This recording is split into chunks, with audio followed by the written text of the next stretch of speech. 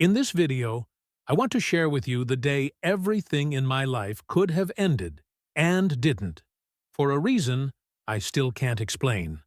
I was a man broken inside, hopeless, estranged from my family and my faith. I walked into a church with a blade in my pocket and a point-of-no-return plan. But at the most critical moment, one step away from committing a tragedy, something happened. Something impossible to ignore. Something that saved not only the life of another person, but also my own. This is an intimate, true, and deeply emotional account of pain, redemption, faith, and an intervention that still gives me chills just thinking about it. If this story moves you, subscribe to the channel now and hit the bell icon so you don't miss the next testimonies. Leave your like. It helps a lot. And tell me in the comments what city or country you're watching from. I'd love to know how far this message reaches. May this story speak to your heart. I don't even know where to begin this, but perhaps the best way is to be direct. I nearly committed a tragedy inside a church. I was 34 years old, living in Detroit, and completely broken inside. It didn't happen overnight. It was like rust that started small and gradually corroded everything. First, my job. I spent 12 years in a factory, working nights, putting in overtime, always trying to keep the household running. When the factory closed, nobody gave us advance warning. They just walked in on a Friday and said, "You have 60 days." And that was it. After that, everything turned to silence. I stayed home, pretending everything was fine. But it wasn't. I stopped eating properly, sleeping, talking. My daughter still tried to play with me. My wife, Emily, tried to talk. And I just switched off. I didn't yell. I didn't fight. I just existed. 6 months later, she left. She took our daughter and went to her mother's house. She said she couldn't watch me fall apart like that anymore. And, to be honest, I didn't even have the strength to ask her to stay. I just stood there watching the two of them leave with one suitcase and a tired look. That apartment became a tomb. There were my daughter's toys lying on the floor, her toothbrush still in the cup, her pink plate in the cupboard. And that killed me a little more every day. It wasn't anger. It was emptiness. A hole in my chest. And on a random Sunday in May, I decided I was going to end it. But I didn't just want to disappear. I wanted to hurt the world the same way it hurt me. And I knew exactly where they would be. At the 10:30 a.m. Mass, the same church we used to go to when we were still a family. The church that, for Emily, represented faith. And for me, only memory. That morning, I got up earlier than usual. I woke up with that absurd, dry certainty that it would be the last day. I opened the kitchen drawer and took out a blade I used for old repairs. It was large, sharp, heavy. I put it in my jacket pocket. I wasn't shaking. I didn't hesitate. It was as if I had already decided weeks ago, and the rest was just execution. I walked down the building stairs without looking at anyone. The walk to the church took less than 15 minutes, but it felt like I wasn't touching the ground. People looked at me differently. One woman pulled her daughter to the side as soon as she saw me coming. I didn't understand at the time, but I think my face already said that something inside me had died. When I reached the church door, I heard the priest's voice inside. They were at the moment of the Hail Mary. Emily always cried softly at that point, and that was the moment I chose. I pushed the door open. The creak echoed, but no one immediately noticed anything strange. Everyone thought it was just someone else arriving late, as happens every Sunday. I took a few steps down the central aisle. I saw Emily in the 4th row, Sophie beside her. And then I looked at the altar. Father David had his back to me, leading the prayer. That's when I took the blade out of my pocket.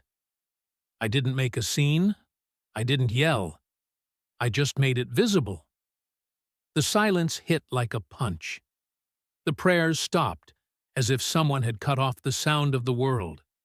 No one was breathing. The priest turned and saw me. He froze. I saw the terror in his eyes, and yet he stayed. He didn't run. He just asked, "What do you need, son?" And that disarmed me inside, but only for a second. I started walking. One step, then another, and inside me everything was screaming. Every step I took toward the altar seemed to weigh a ton. It wasn't the weight of my body. It was the weight of everything I couldn't carry in the previous months. The frustration, the failure, the absence, the feeling of having been erased from the lives of the two people I loved most. I saw Father David's face standing there in front of me, and in some corner of my mind, I knew this was madness. But the pain was so much greater than any logic. Someone screamed from the third row, a high-pitched scream of pure panic. Even so, no one ran. People stayed like statues. I heard a child ask, "Is that Daddy?" And it was Sophie. That went through me like a knife. But it was too late. I kept going. 5 meters. 3. And then I started screaming. Screaming at God. Where were you when I lost everything? When I begged to have my family back? Where were you? The voice was hoarse, desperate. I didn't plan those words. They just came out. The Father tried to calm me down. "We can talk. Tell me what's happening." But I had already crossed the point of no return. My hand moved. I raised the blade. I vividly remember the feeling of the metal handle in my hand, the sound of the blade cutting the air, the light from the stained glass window reflecting on the steel. It was as if time had slowed down. I saw his gaze. He didn't run. He didn't protect himself. He just looked into my eyes. And it was there, in that exact second, that it all happened. I stumbled. Just that. I stumbled over nothing. There was no step, no obstacle. But I fell as if someone had pulled my legs. I hit the floor hard. The sound of my body hitting the marble echoed through the church. The blade slipped from my hand and slid, and stopped exactly at the feet of the image of the Virgin Mary on the altar.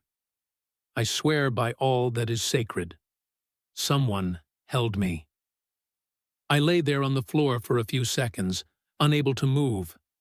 My face pressed against the cold marble, my heart racing, and a feeling. I can't explain it. It wasn't pain. It was something else. As if my body had been taken over by something greater. When I raised my head slightly, I saw the blade a few feet away from me, stopped right in front of the image of the Virgin Mary. That broke me. I started to cry, but it wasn't a normal cry. It was a cry of desperation, of guilt, of shame. I could barely breathe. My hands were shaking. My chest hurt. I could only say one thing, repeating non-stop. Someone held me. Someone held me. I don't know if anyone came close, if anyone tried to help me up. I only saw the face of Father David, kneeling beside me, his cassock torn at the shoulder and blood dripping. Even wounded, he only looked at me with compassion. He put his hand on mine and said, "You are safe now." And that utterly destroyed me. I looked at him with red eyes and said between sobs, "Why didn't you run?" And he replied, looking at the image of the Virgin up front, "Because I wasn't supposed to run." And again, I started to cry. This time, it was as if everything was collapsing. All the anger, the pride, the feeling of abandonment. It all crumbled. I saw Emily running toward me, her face panicked.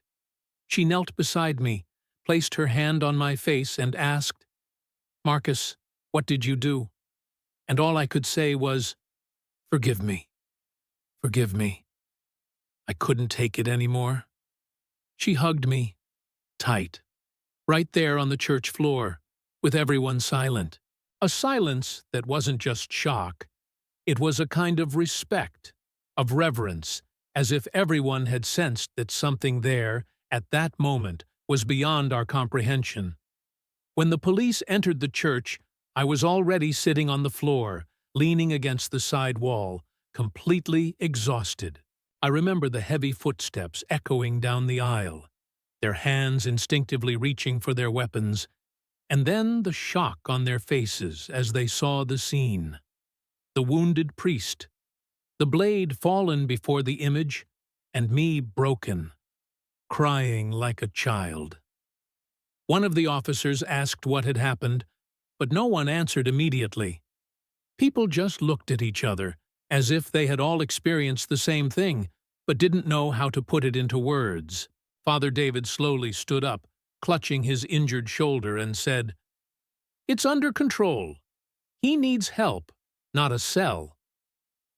That hit me like a punch, because I knew I deserved to be taken away in handcuffs, judged, perhaps even jailed. But the priest insisted. He spoke with a firmness I had never seen in my life. And, for some reason I don't understand to this day, the police listened to him. I was taken for psychiatric evaluation. The ambulance had that strong smell of alcohol, and I lay there looking at the ceiling, unable to form a coherent thought. It was as if my mind had been torn from its place and put into another reality. In the hospital, I was practically motionless for 3 days, just staring at the white wall. Everything seemed distant, as if it had happened to someone else. But on the morning of the 4th day, something changed. I asked for food. I asked to take a shower. I walked to the courtyard for the first time since I arrived. It wasn't happiness. It was as if a thread of life had been reconnected inside me. And I knew that hadn't come from me. I didn't have the strength to get up on my own. There was a moment, sitting on the courtyard bench, when I softly said, "Why couldn't I raise my hand that day?" And, for the first time since the episode, the answer didn't seem crazy in my head, because someone didn't let me. 2 weeks later, Father David came to visit me at the psychiatric hospital. I'll never forget the feeling of seeing him enter the room, with that bandage still visible under his shirt. He looked tired, but there was no fear in his eyes. When he sat across from me, I broke down again. But it wasn't the same desperate crying from the day of the attack. It was a quieter cry, as if I was trying to ask for forgiveness without being able to form the words. The first thing I said was, "I almost killed you." And he replied so calmly that it completely disarmed me. "I know, but you didn't, and it wasn't by chance." That kept echoing in my head. We talked for almost an hour. I told him everything: the unemployment, the abandonment, the emptiness, the anger, the feeling of being dead weight in the world. He listened to everything without interrupting, without judging. When I finished, he placed his hand on the table and said, "Marcus, there are times when we fall because we can't stand up alone anymore. But there are times when someone holds us before the final fall." After that conversation, I started to look at myself differently. Not as someone dangerous, but as someone who had hit rock bottom and, for some reason, had been pulled back. At the end of the month, I was released. Going back home was strange. The apartment seemed smaller, even quieter. But I knew I couldn't go back to being the person I was before. So, the following week, I went to a logistics company on the east side of the city. It was heavy work, with lower pay than I earned at the factory. But it was honest, and to my surprise, they hired me. The first day was hard. I sweated, got tired quickly, but there was a different feeling inside me, a desire to start over, even if slowly. And it was during this period that I made a decision that changed my life even more. To go back to church, not to hide, not out of obligation, but because I needed to understand what had happened to me that Sunday. Going back to that church was one of the hardest things I've ever done. I stood at the door for about 5 minutes before mustering the courage to enter. It was the same red brick building, the same creaking wooden pews, the same stained glass windows that cast colored light on the floor. But, to me, everything seemed different. It was as if every detail carried a new weight. I entered slowly and went straight to the back, not wanting to look anyone in the eye. Some recognized me. I saw it in the way they averted their gaze or whispered among themselves. One woman even changed pews when I sat behind her. A man crossed his arms and stared at me the whole time. I couldn't blame them. I knew what they had seen, and even without saying a word, I felt the judgment hanging in the air. But Father David saw me, and he just made a slight gesture with his head, as if to say, "You belong." I started attending Mass every Sunday, always in the same spot, always in silence.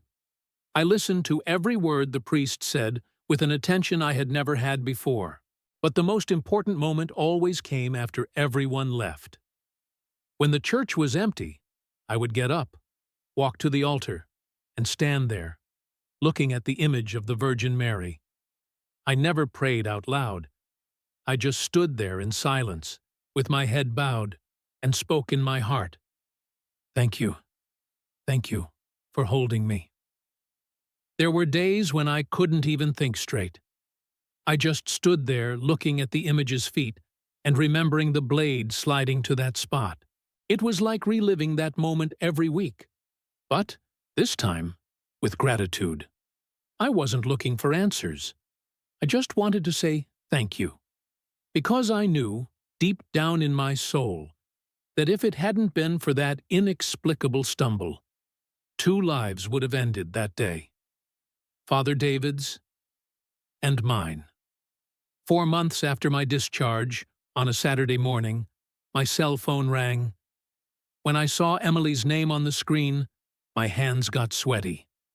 I almost dropped the phone. I answered with a shaky voice, not knowing what to expect. She took a deep breath and said, "Marcus, I talked to the therapist and Sophie. We think, maybe, you can see her?" I sat down immediately because my legs went weak. A strange silence hung between us, and I wondered if it was real. "See her?" I repeated, almost breathless. "Yes, for an hour, at the park." I closed my eyes and felt a wave of emotion so strong that I had to cover my mouth with my hand not to cry on the phone. "I want to," I answered quickly, perhaps too quickly. Then I tried to correct myself. "Yes, I do. I'll be there." We went over the details and hung up. I held the phone for a long time, thinking about how just a few months earlier I would have been dead or in prison. And now, somehow, I had a chance to see my daughter again. That last night before the meeting was one of the longest of my life. I kept rehearsing what I would say, imagining how she would look, trying to prepare my heart for any reaction. When I arrived at the park, I stood still for a few moments, watching people walking, children playing, the wind passing through the trees. Everything seemed so normal, and at the same time, so distant from the life I had lived in recent months. And then I saw them both. Emily was standing near the swing set, and Sophie was beside her, holding her mother's hand. When she saw me, she didn't smile right away. She just stared at me, as if she was trying to remember who I really was. I walked slowly, afraid to scare, afraid to disappoint, afraid even to breathe wrong. I stopped about 2 meters from them and said, "Hi, Princess." My voice almost failed. And then After a few seconds that felt like hours, she replied, "Hi, Daddy." Those two words, they entered me in a way I will never be able to explain. It was as if something reorganized itself inside my chest at that moment. I wasn't forgiven. I wasn't redeemed. But I was alive. And that was already a huge miracle. We spent an hour in the park. There was no dramatic hug, no long conversation. There was silence, glances, and a few short sentences. But there was presence. I managed to sit next to Sophie on the bench, watch her show me a drawing she had made at school, hear her say she had learned to ride her bike without training wheels. It was as if I had been granted access to a life from which I had excluded myself. And, even without saying much, I felt there was a gap. A small, fragile but real space where maybe, over time, I could rebuild something. Emily was respectful, but still distant. And I understand. Nothing that happened erases the shock, the fear, the trauma. But that Saturday, I saw my daughter call me Daddy. And that was more than I thought I deserved. It was a seed of hope. And all this was only possible because, that morning in the church, I stumbled. Even today, I think a lot about that moment. I go back there in my memory, as if watching in slow motion. I can see my arm raising, the blade gleaming, and then that fall that makes no sense at all. I ask myself, if I hadn't stumbled, would I have actually done it? And the answer is yes. I was determined. It was going to happen. There was nothing on the floor. No unevenness, no distraction, no visible reason. But still, I fell. As if someone had grabbed my leg. As if an invisible hand had intervened in the midst of the tragedy and said, "No." I've talked about this with priests, therapists, even co-workers. Some say it was a reflex. Others that it was unconscious fear, that my body instinctively locked up. But I know what I felt. It wasn't my body that stopped me. It was something greater. And it doesn't matter if people believe it or not. I believe it. Because I lived it. There's one thing I've never told anyone. Not Emily, not Father David, not the doctors at the hospital. But every time I close my eyes and go back to that moment, I feel one specific thing, an absurd peace, in the exact second I fell. As if all the noise in my head had gone silent for an instant.